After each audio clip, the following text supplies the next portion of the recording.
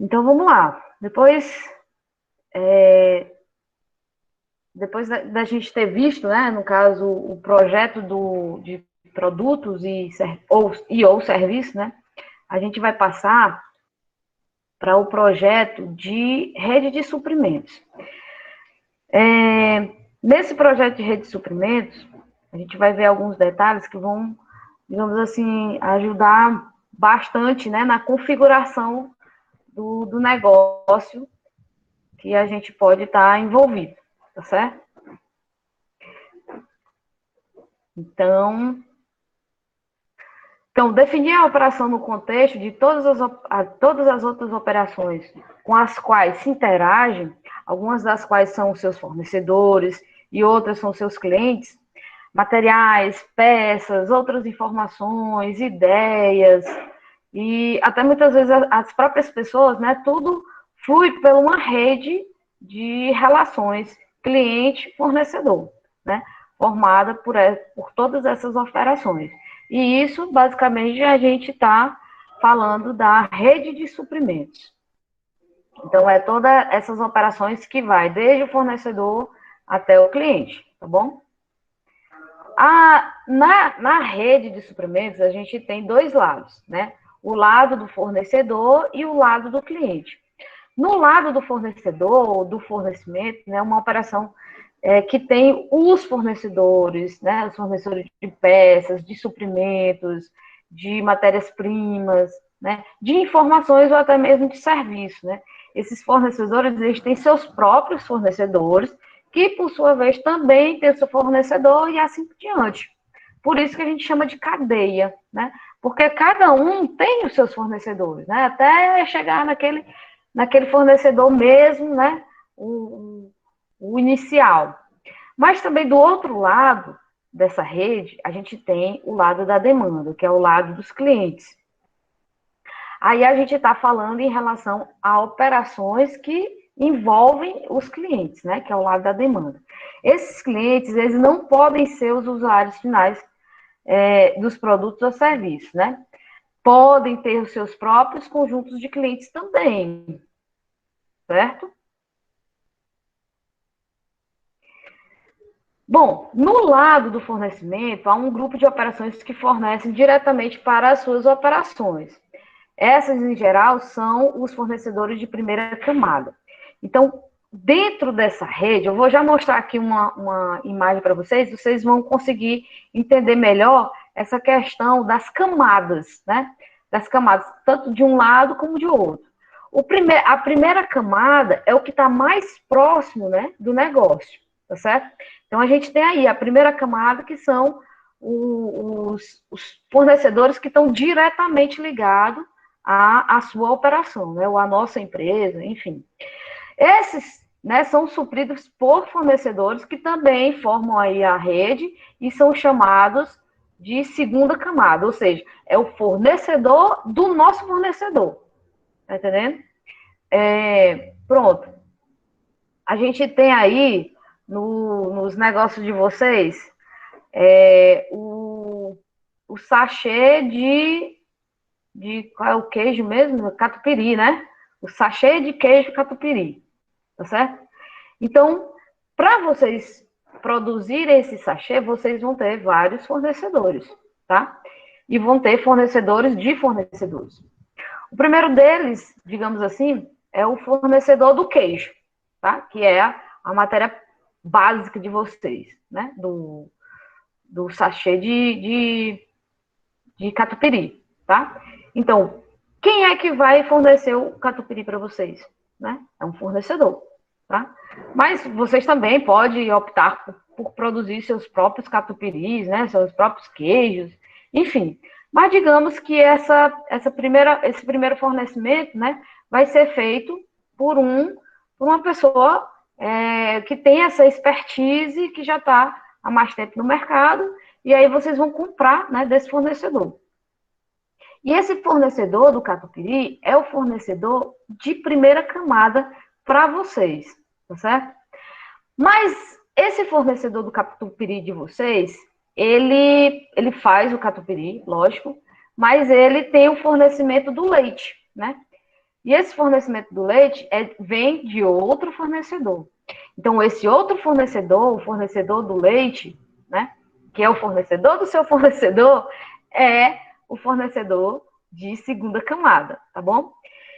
Então, aí, né, alguns fornecedores de segunda camada podem, entretanto, suprir as operações diretamente, né, contornando um elo da rede. O que significa isso, professora? Significa que, caso vocês, né, sintam a necessidade de produzir o próprio catupiry de vocês, o que vocês vão fazer? Vocês vão diretamente, né, obter esse produto com o fornecedor da segunda camada, tá certo? Que é o fornecedor lá do leite. Analogamente, no lado da demanda da rede, os clientes de primeira camada são o principal grupo de clientes da operação produtiva. Ou seja, é para aquele primeiro grupo de clientes que vocês estão fornecendo o sachê o sachêzinho ali de catupiry, tá? Que pode ser grandes redes de supermercados, pode ser pizzarias, pode ser lanchonetes, enfim, vocês podem ter essa primeira camada, né? Mas, tipo assim, se você, né, vende para o supermercado e o supermercado vende para o cliente final, aquele cliente final pode ser a sua segunda camada, tá certo? Bom, estes, por sua vez, suprem clientes de segunda camada, como eu falei aí no caso do supermercado, né? Embora, novamente, a operação possa, às vezes, fornecer diretamente para o cliente de segunda camada. Tanto vocês podem vender para esse de primeira camada, como pode vender lá para o de segunda camada. Nada impede que isso possa acontecer. Bom, e o que é a rede imediata de suprimentos? Quando a gente fala de fornecedores e clientes, né, que a gente tem contato direto, né, que estão diretamente ligados às nossas operações, eles formam essa rede imediata de suprimento. Então, é quem está próximo ao nosso negócio, quem tem contato direto. Enquanto que todas as operações que formam a rede de fornecedores e clientes dos clientes, né, e etc, e por aí vai, porque a rede pode ser, né, bem extensa, são chamadas de rede total de suprimento. Então, a rede imediata é aquela que está mais próxima, né? A rede total são todos os que vão fazer parte aí da rede, tá certo? Então, tá aqui, pessoal, a imagem que eu quero mostrar para vocês, né? A gente tem aqui a nossa operação produtiva, não só a operação produtiva, mas a realização de um serviço, né? Por exemplo, tá? E aí a gente vai ter a nossa operação aqui no centro, e quem está próximo a nós, né, é quem? Rede imediata de fornecimento, né? A rede imediata de suprimento, tá certo? Então, quem está próximo é a rede imediata. E quem faz parte de toda a rede, né, é a nossa rede total aí de suprimentos. Bom, nessa primeira camada aqui, que a gente está falando do nosso lado aí esquerdo, né, faz parte da camada de fornecedores. Então, a gente tem aqui a primeira camada, tá certo, de fornecedores, e aqui a gente tem a segunda camada de fornecedores. Então, agora dá para vocês ver bem, né, como é que está essa questão de camadas, não é verdade? Então, a gente tem aqui os primeiros fornecedores, os que estão mais próximos, ou seja, como a gente tem que falar, né? A rede imediata, meus fornecedores imediatos. E desse lado a gente tem, pessoal, ó, desse nosso lado direito, a gente tem, no caso aqui, o lado da rede da demanda, que é os clientes. E aqui a gente tem nossos clientes de primeira demanda e os clientes de segunda demanda. Vejam um detalhe, não é obrigado, pessoal, só porque tem essas setinhas aqui, né? Eu realizar minhas operações de negócios apenas com esse fornecedor, com esse ou com esse. Eu posso, né, cortar caminho e vir para cá, ó, fazer negócios com esse daqui, tá certo? E aí, vocês vão ver durante as nossas aulas, né, na próxima aula, que esse encurtamento aqui desse elo, né, é também uma estratégia, tá certo?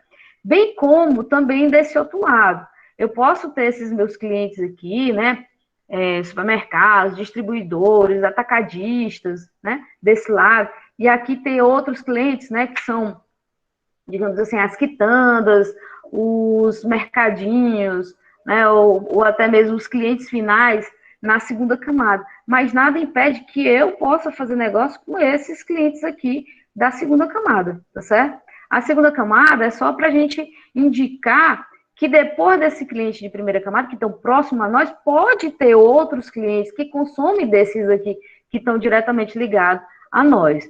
Então, outro detalhe aqui dessa imagem, né, da perspectiva da rede de suprimento, é a questão da montante e da jusante.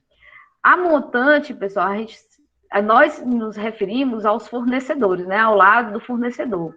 E jusante é o lado aqui, no caso, dos clientes, tá certo? Entendido aí? Essa configuração da perspectiva de redes? Bem tranquilo, né? Agora aqui eu trago para vocês mais digamos assim, um exemplo bem mais claro, né? Para a gente poder visualizar isso aí dessas camadas, dessa relação do fluxo, né? Que vai ter aqui na nossa rede de suprimentos. Então, a gente tem aqui, ó, o exemplo aqui de um fabricante de artigos de produtos de plástico, né? Produtos domésticos de plástico, tipo aquelas compoteiras, né? Que a gente bota o restante da comida, que a gente bota no congelador, que a gente bota na geladeira. Você sabe qual é, né? Então, a gente tem aqui esse fabricante, né?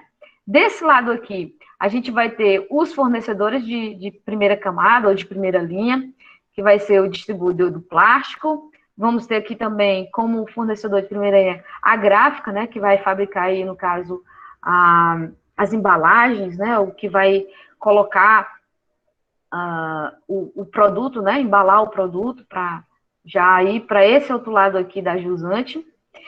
Mas para esse distribuidor de plástico aqui me fornecer esse plástico, ele precisa, né, ter uma relação com uma empresa química que vai fornecer, né, os produtos, né, de plástico para ele e ele vai distribuir para mim. Então, é claro que vocês sabem que o plástico ele é feito de uma digamos assim, de um ai, meu Deus, esqueci o nome. De uma operação química, né? Certo? E aí, dentro dessa operação, como é que chama, meu Deus? Alguém sabe? É... Esqueci, pessoal. É tipo uma transformação química, né? Para poder dar o plástico e tal. Mas acho que vocês estão entendendo o que eu estou falando. Bom, aí, para poder ter o plástico, né, eu preciso, né, do fornecimento desse material aqui da empresa química.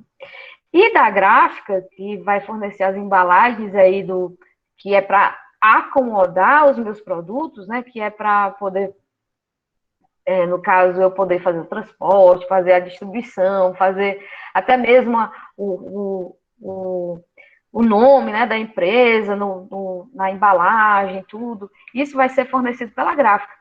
Mas a gráfica, ela compra o papel de um fornecedor e também compra a tinta de outro fornecedor. Então, aqui desse lado, vocês estão vendo que são fornecedores de segunda camada. E aqui são os fornecedores de primeira camada. Sabemos que, como eu falei no slide passado, essa partezinha aqui desses fornecedores, né, são chamados de quê? De montante. Então, esse meu montante aqui, né, da minha empresa aqui de artigos de plásticos, né, eu tenho o quê? Tenho duas camadas. Eu poderia ter mais camadas? Pode sim. Tudo é possível, né? O fornecedor de papel, é lógico que ele tem o fornecedor da madeira, por exemplo, né?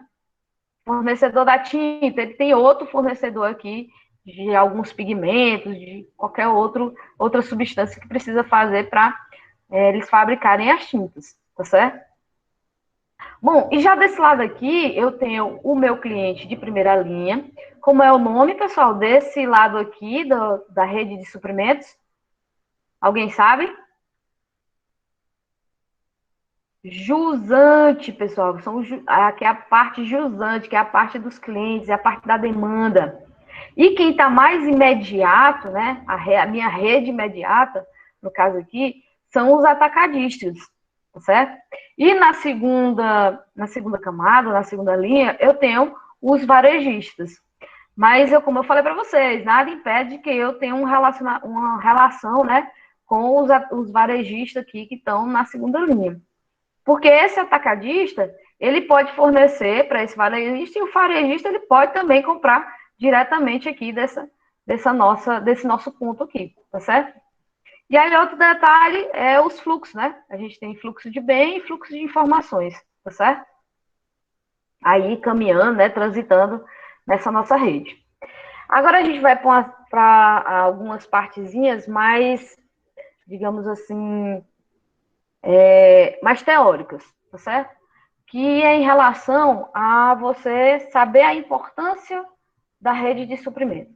Então, a primeira importância dela é que ela ajuda a gente compreender a competitividade do negócio que a gente está envolvido.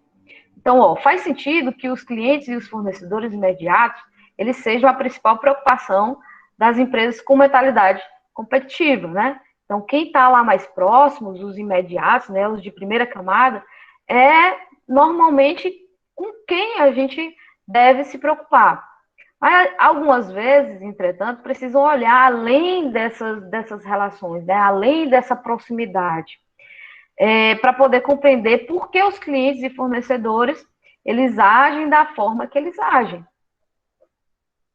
Então, toda empresa tem somente duas opções se deseja compreender os seus usuários ao final da rede. Então, ela pode confiar em todos os clientes intermediários e clientes dos clientes e por aí vai, né?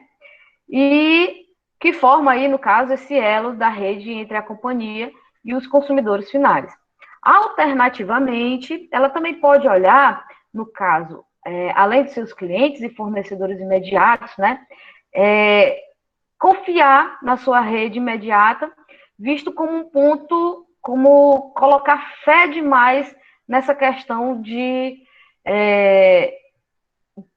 do julgamento, né, de outra pessoa saber sobre aspectos que são fundamentais, né, para a própria saúde e da competitividade da sua empresa. O que isso quer dizer? Quer dizer que se você ficar limitado, né, a entender apenas quem está, né, nas suas proximidades, né, ou seja, no seu relacionamento imediato, nessa sua rede imediata, né, você muitas vezes vai ficar sujeito, né, digamos assim, a informações que não chegam para você, tá? Então, eu estou fornecendo aqui para o atacadista, mas de repente ele cancela o pedido, ou até mesmo está diminuindo, né, a quantidade de pedidos. Aí você tem que entender por que isso está acontecendo. E uma forma, né, de entender é justamente você ampliar essa sua dimensão dentro da rede de suprimento, né? Entender a rede como um todo. Outra importância que a gente tem da rede de suprimento é que ela ajuda a identificar os elos, né, que são realmente significativos para a nossa rede. Então, é a chave para entender redes de suprimento consiste na identificação das partes da rede que contribuem para os objetivos de desempenho valorizados pelos consumidores finais. Então, que aquele meu consumidor final, aquele lá que vai consumir, né, que realmente vai comprar o produto e levar para casa, o que realmente importa para eles, tá? E os objetivos, vocês ainda lembram, né, daqueles 5 objetivos: qualidade, flexibilidade, rapidez, confiabilidade e custo. Então, entendendo isso, né, vocês identificando, né, o que essas partes elas valorizam, a gente tem aí uma boa gestão, né, da rede. Todas essas análises da rede, ela deve começar com compreensão do lado da jusante da rede. Qual é o lado da jusante da rede? É o lado da demanda, é o lado do cliente, certo? Depois disso, as partes a montante da rede, que é o lado do fornecedor, tá certo? Então, não esqueça esses nomes, pessoal, é muito importante, né? A gente vê até mesmo aí nessas provas externas, nessas avaliações externas, que são muito usadas essas nomenclaturas, tá certo? Então, na parte montante da rede, né, que mais contribui para o serviço ao consumidor final precisam ser identificados. Então, quais são eles, né, essas partes da montante que contribuem mais, né, para que o consumidor final ele esteja aí satisfeito. E nem todas as contribuições do Elos, elas são igualmente significativas, tá certo? Então, nem todos que fazem parte dessa minha rede, né, têm a mesma importância. Então, cada um a gente tem que, digamos assim, entender qual é a importância para cada, para o nosso, né, o nosso negócio. Então, a gente tem aqui, né, ainda especificando melhor essa questão de identificar os elos significativos da rede, o exemplo, o importante para os consumidores finais de encanamentos residenciais, por exemplo, né, ou de até mesmo eletrodomésticos, são, digamos assim, as empresas instaladoras, né, quem vai lá e colocar lá na casa do cliente, quem vai lá instalar a televisão ou o aparelho de ar-condicionado, né. Então, aquele finalzinho ali que vai estar diretamente ligado ao consumidor, né, é que realmente faz aí que dá, né, o grau de importância para o cliente. Então, elas são supridas, né, muitas vezes elas podem ser supridas por distribuidores. Por isso que algumas empresas, elas optam, né, pelo distribuidor, porque o distribuidor, ele tem outras vantagens que eu vou já falar aqui para vocês, né. Então, ó, a questão dos distribuidores é que precisam também ter todas as peças em estoque e fornecê-las rapidamente. Então, o distribuidor, ele tem lá, né, os produtos e ele, como é o distribuidor, ele facilmente já escoa, né, digamos assim, a nossa produção. Então, os fornecedores de peças dos distribuidores contribuem da melhor forma para a competitividade de seus clientes, parcialmente oferecendo um prazo de entrega curto, né? Porque se você tem, né, uma questão de distância, né, entre quem produz e quem consome, né, eu tendo mais um pontinho aqui no meio nessa relação, né, essa distância do meu distribuidor para o cliente, ela vai diminuir, né? Isso se eu, ó, já pegando aquela parte dos objetivos, se aquela parte da rapidez foi tão importante, né, para aquele cliente daquele determinado produto. Então, por isso que você tem que sempre imaginar esses tipos de elos, né, que podem, né, tá ligando o cliente e qual o objetivo, como eu falei no slide passado, né, que é a questão da importância que eu falei passado, a importância de qual o objetivo o cliente ele mais valoriza, né? Então, os fornecedores de peças dos distribuidores contribuem da melhor forma para a competitividade de seus clientes, parcialmente oferecendo um prazo de entrega curto, mas principalmente através da confiabilidade de entrega. Então, eles sabem que vai ser entregue. Os elementos chaves nesses exemplos, né, são a questão do distribuidor estoquistas, né? Porque o distribuidor também faz esse papel de estocagem do que a gente produz. A melhor forma de conquistar pedidos do cliente, do cliente final, nesse caso, é dar aos estoquistas, né, fornecimento imediato, que ajuda aí a manter os custos básicos e, ao mesmo tempo, uma alta disponibilidade de peças, de produtos, né, do que for aí fornecido. Outro ponto importante, né, da rede de suprimentos é que ela ajuda a localizar questões, focalizar em questões a longo prazo, tá? Então, tem ocasiões em que essas circunstâncias, elas tomam parte, né, alguma parte da rede de suprimentos. E elas são mais fracas, né, do que os seus elos adjacentes. Então, uma parada importante de máquina, por exemplo, então, que pode ser por uma greve, né, que aí interrompe a operação, devem seus clientes e fornecedores imediatos explorar a fraqueza com intenção de melhorar a sua própria posição competitiva, ou devem tolerar os problemas e esperar que os clientes ou fornecedores eventualmente se recuperem, né?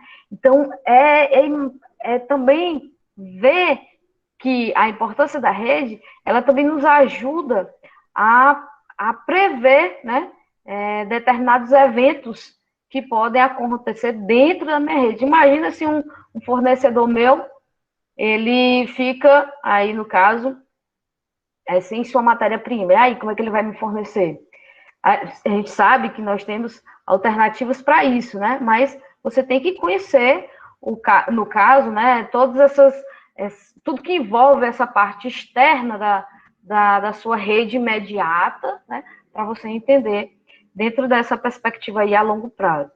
Então, nisso, né, que a gente aborda aqui, nessa perspectiva de longo prazo, na rede de suprimentos, seria de avaliar as vantagens relativas a serem obtidas, ajudando ou substituindo algum ponto fraco, alguma relação fraca, tá certo? Então, se eu estou tendo muito problema com aquele fornecedor, né? Então, eu vou cortar esse relacionamento, vou procurar outro, por exemplo, e por aí vai. Bom, além disso, pessoal, além dessa importância, eu também preciso falar para vocês das decisões que a gente precisa tomar quando a gente vai fazer o nosso projeto, né, de rede de suprimento. E o primeiro delas é o como, né? Como a gente vai configurar essa rede. Aí já também é parte da nossa disciplina aqui, falar de como a gente vai configurar, como se pode configurar essa rede de suprimento. E isso, né, tem dois aspectos. O primeiro é como uma operação produtiva ela pode influenciar a forma que a rede ela pode ter, né? E segundo é a questão da terceirização, quanto da rede, né, a operação ela deveria possuir. Então, quanto do que eu produzo ou do que a rede, né, produz, ela está terceirizada. E no caso aí dessa última questão, ela é chamada justamente de decisão de integração vertical, né? Ou seja, é a decisão de fazer ou de comprar. Nessa questão aqui dessa terceirização, a gente tem um exemplo muito próximo, né, de nós aqui no Piauí, que é o Grupo Caldino. Ele sempre procura fazer a sua rede, né, todos os elementos, todos os elos da sua rede, dentro do seu próprio negócio. Então, em vez de decidir por fazer ou comprar, eles preferem, né, o Grupo Caldino prefere fazer. Deixa eu ver aqui. O Grupo Caldino, ele é composto, digamos assim, a empresa principal, eu não sei nem se é a principal, né? Mas uma das empresas que é carro-chefe do grupo, né, do Grupo Caldino, é o Paraíba, tá certo? E o Paraíba, ele vende eletrodomésticos, móveis, camas, estofados, roupas, né? Tem uma infinidade de coisas que ele é um magazine, né? Que ele vende. E muito do que está sendo vendido lá é produzido pelo próprio grupo, é transportado pelo próprio grupo e tudo feito assim pela própria empresa, tá certo? Por exemplo, as marcas de roupa, né? As marcas de roupa que são vendidas algumas delas, lógico, né? Não são todas, que são vendidas no Paraíba, eles são fabricados na Guadalajara, né? A Guadalajara é uma empresa do grupo que fabrica roupas. Acho que já falei para vocês, né? Que eu até trabalhei na empresa do Grupo Caldino, que era de móveis, e fabricava também colchões, né? E dentro do Paraíba vende-se colchão, móveis, bicicleta, que é do próprio grupo, né? Que tem a Houston, a Audax, que é do próprio grupo também. Ventiladores, que é fabricado pela Houston. E por aí vai. Os caminhões que fazem os transportes fabricado, né? Os implementos são fabricados pela Colon, que é outra empresa do grupo. A empresa de logística do grupo é a London. Meu Deus, aí tem várias outras empresas que compõem aí essa parte aí, né, da decisão do projeto de rede de suprimento, em que eles preferem, né, a estratégia deles é sempre não comprar e sim fazer sua própria rede. Outra decisão do projeto da rede é onde, que eu até deixei aqui grifado para vocês, né? Onde deve estar localizado cada operação da parte da rede que pertence à minha empresa. Então, se a empresa de artigos domésticos construir uma nova fábrica, essa deve estar próxima de seus fornecedores ou dos seus clientes, né? Ou em algum lugar entre os dois. Então, esse onde também é muito importante, porque vai aí decidir, né, muitas estratégias que vão ser muito importantes para as decisões da empresa. Como a empresa do shopping center deve escolher uma localização específica para o seu shopping. Essas decisões, elas são denominadas decisões de localizações das operações, que também a gente vai falar na nossa próxima aula. E a terceira decisão é a questão da capacidade de produção. É realmente o quanto você consegue produzir do seu produto ou realizar o seu serviço, né? Então, deve ter cada operação da parte da rede pertencente à empresa ao longo do tempo. Então, que tamanho deve ter a fábrica de artigos domésticos? Se precisa expandir-se, deverá fazê-la em pequenos ou grandes incrementos, né, de capacidade? Deve se assegurar de que em cada momento tenha mais ou menos capacidade do que a demanda prevista. Demanda prevista é o que o que vai ser consumido, né? As pessoas que vão consumir. Então, estas são chamadas decisões de gestão de capacidade produtiva a longo prazo. Então, aqui é bem estratégico mesmo, né? Quando se está falando da capacidade de produção. E observe que as três decisões, elas vão se apoiar em pressuposições, né, a respeito do nível de demanda futura. Então, todas essas três decisões que a gente tem em relação ao projeto, ela é sempre prevendo o futuro, né, achando que vai, né, ter determinada capacidade de demanda. E aí a gente entra para a configuração da rede. Então, as possibilidades de se configurar a rede de suprimento. A primeira questão dessa configuração é mudando a forma da rede de suprimento. Mudando a forma, pessoal, é mudando as partezinhas que estão ligadas, né, na rede. Então, vamos ver aqui, ó. Mesmo quando uma operação produtiva não possuir ou sequer controla diretamente as outras operações produtivas da rede, pode ainda assim desejar usar a sua influência para mudar a forma da rede. Ou seja, eu sou uma parte, né, dessa rede em que posso influir ou interferir, né, nas relações dentro da rede. E isso envolve tentar gerenciar o comportamento da rede por meio da reconfiguração, de modo a mudar o escopo, né, o que realmente tem-se como objetivo, né, das atividades desempenhadas em cada operação e a natureza dos relacionamentos entre eles. Então, reconfigurar a rede, muitas vezes, ela envolve uma fusão, né? Juntar algumas partes, não necessariamente uma mudança, né, da propriedade de partes da operação, mas uma realocação de responsabilidades pela realização de determinadas atividades, por exemplo. Então, o exemplo mais comum de reconfiguração da rede vem das tentativas, né, nos últimos anos, por meio de empresas, de redução de número de fornecedores diretos.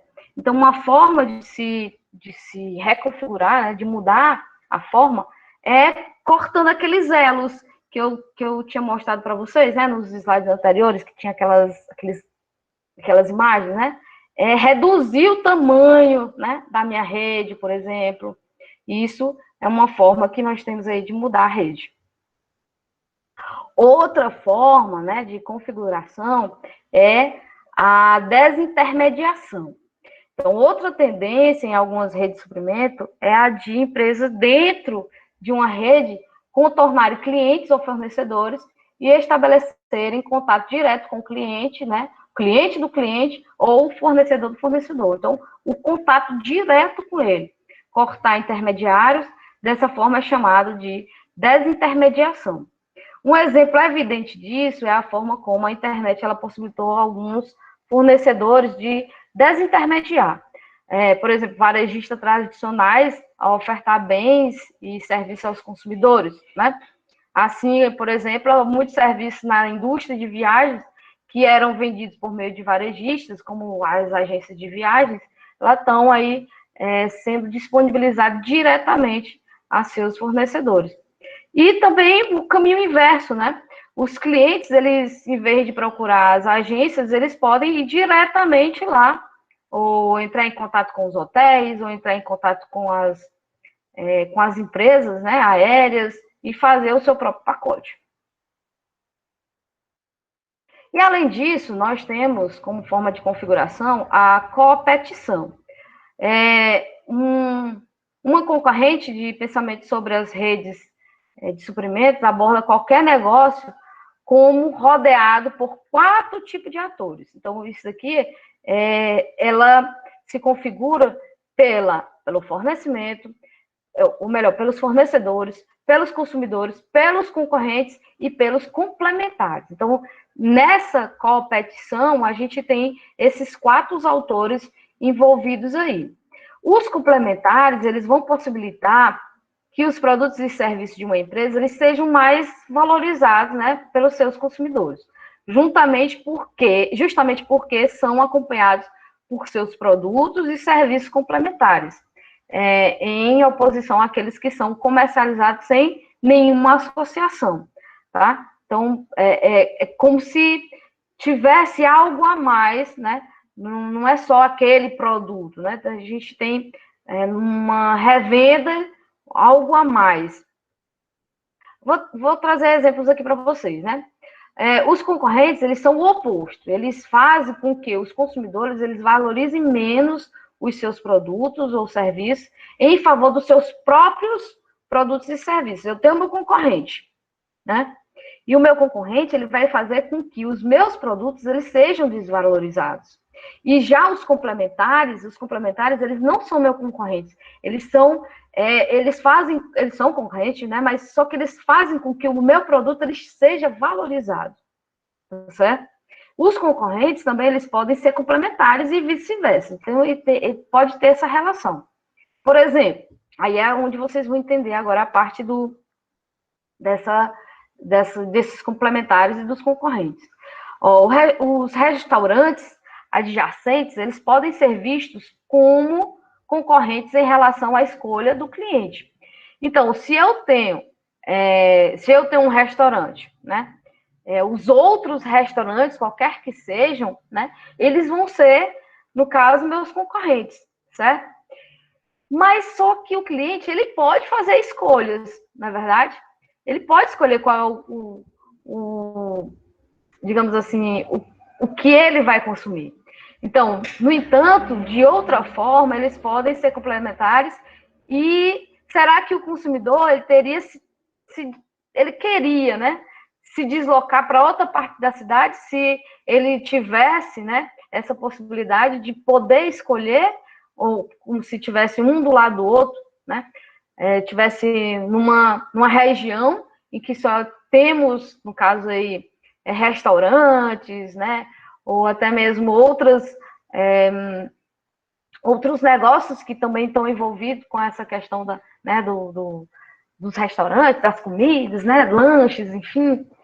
Então, se um restaurante está localizado em determinado local da cidade e o outro está lá do outro lado da cidade, será que se o cliente ele tivesse aqui, qual é o lugar que ele ia escolher? O que ele está mais próximo. Ele não ia se deslocar até ali, né?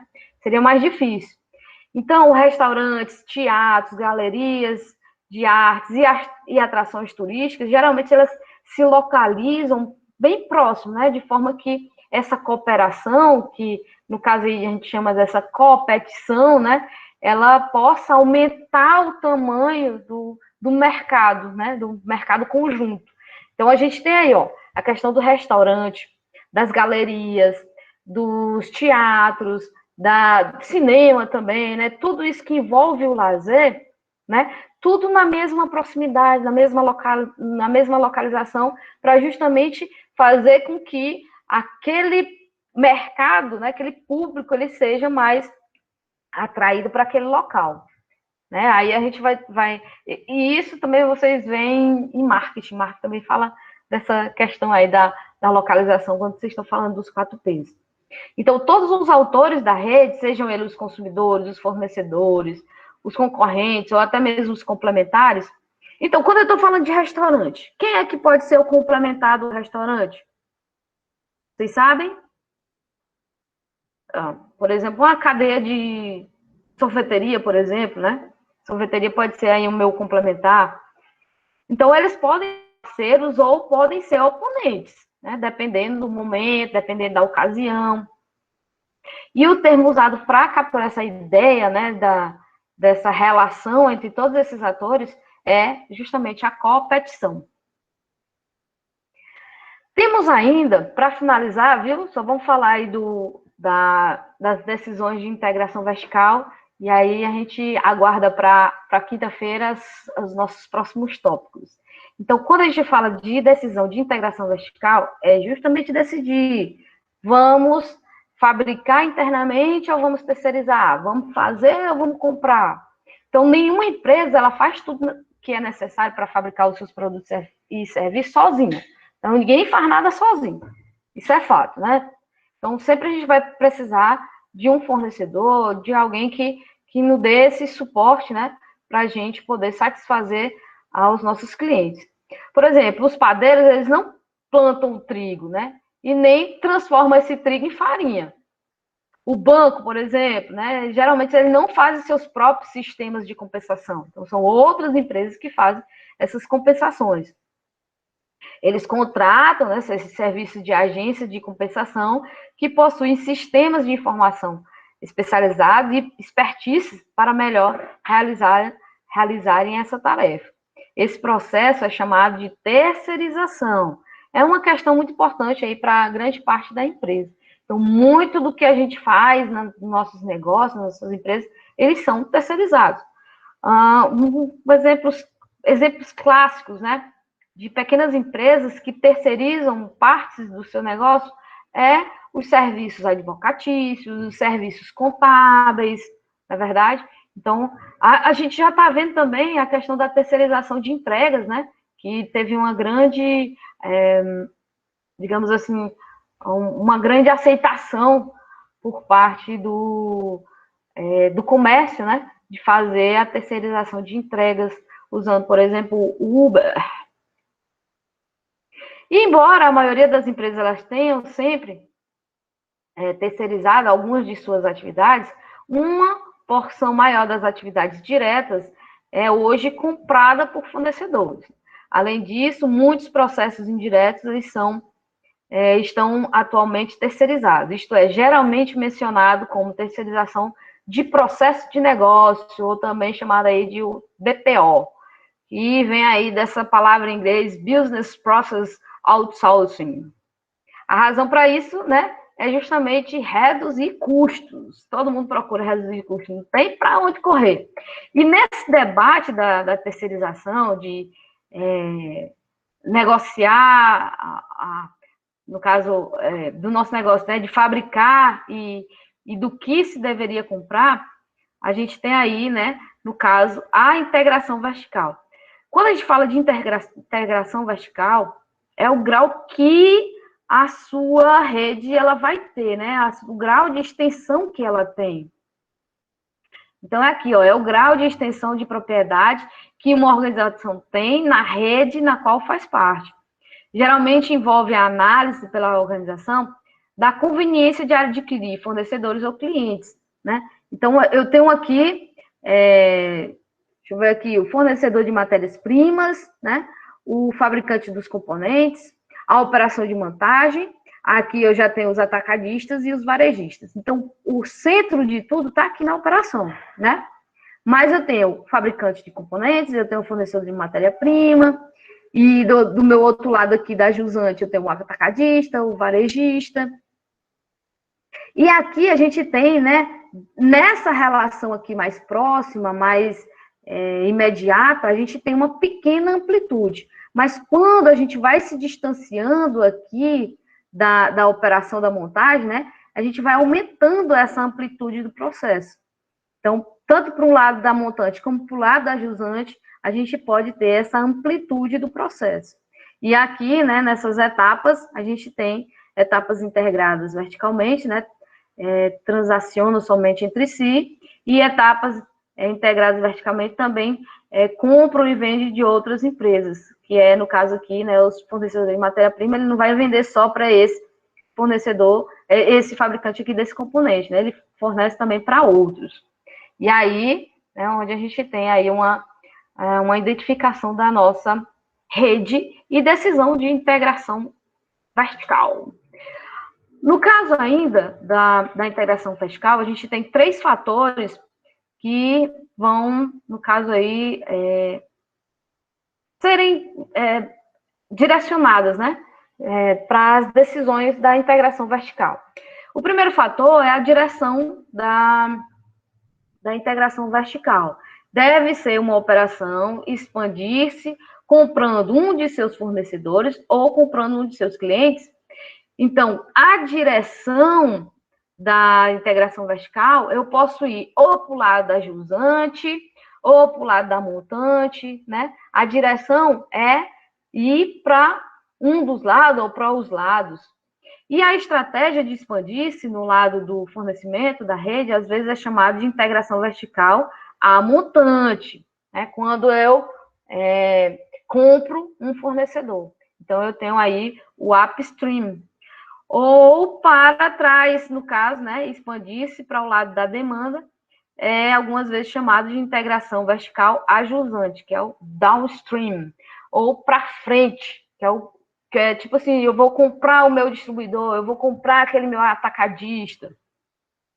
Na questão da amplitude da integração vertical, qual deve ser essa amplitude da integração vertical da empresa? Algumas organizações, elas escolhem deliberadamente não integrar muito ou não integrar nada, né, de sua parte original da rede. Mas, alternativamente, algumas organizações, elas escolhem tornar-se muito integradas, né, verticalmente. Então, é o quanto elas vão aí fazer essa sua integração. E no terceiro fator é a questão do equilíbrio entre essas etapas. Então, não diz respeito estritamente à propriedade da rede, né, mas à exclusividade do relacionamento entre as operações, né? Aquela questão da setinha, só tem uma setinha, ou ele pode, né, fazer negócios com outros fornecedores ou outros clientes, né? Essa questão da exclusividade. E aí é onde a gente define aí o equilíbrio. Então, um relacionamento de rede totalmente equilibrado é aquele que uma operação ela produz somente para a próxima etapa da rede e satisfaz totalmente a sua exigência. Então, ali é basicamente exclusivo, né? Só para aquele seu imediato. E o equilíbrio incompleto nessas etapas permite que cada etapa ela venda seus produtos e outras empresas ou compre, né, alguns de seus suprimentos de outras empresas. Tá certo? E aí, no caso, foi a nossa parte que falamos sobre